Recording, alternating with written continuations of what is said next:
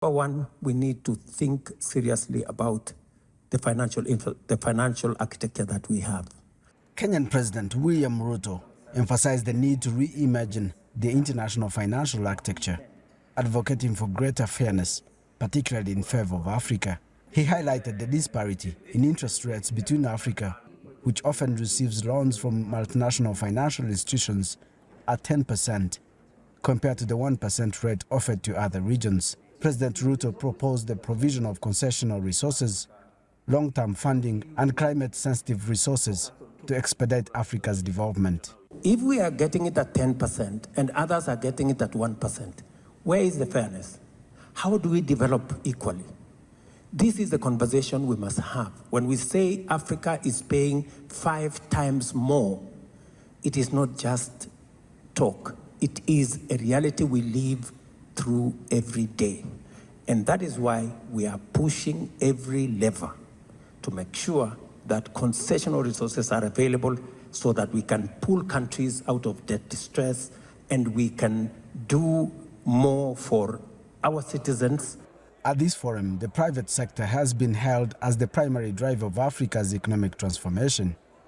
However, financial experts highlight the necessity for the private companies to streamline their corporate governance to facilitate easier access to necessary finances for reinvestment.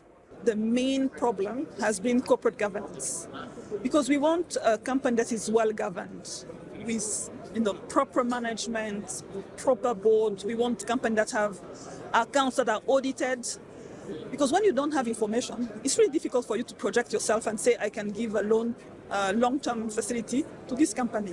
So when the company is well structured, with the proper governance, with accounts that are audited, I think this is really easy for us to come in and support. Another crucial aspect of Africa's business environment emphasized here was the lack of connectivity between countries. Experts suggest that improving regional connectivity, particularly through the development of modern railway networks, could transform the transport and logistics sector and catalyze Africa's growth. If you talk about regional integration, if you talk about lowering costs of logistics, I firmly believe that railway is definitely a key development. We are firm believers that there cannot be a leapfrog in terms of regional integration without railways. It's the ideal way of transportation for decarbonization, for massive transportation. It's also an ideal way of transportation to lower the border crossing. The Africa CEO Forum in Kigali attracted about 2,000 delegates, including heads of state, international leaders, industry captains, and investors. The two-day event discussed the pivotal role of the private sector in Africa's development. The theme of the conference, At the Table or On the Menu, a critical moment to shape a new future for Africa, prompts reflections. As the curtains fall on this conference, new questions arise.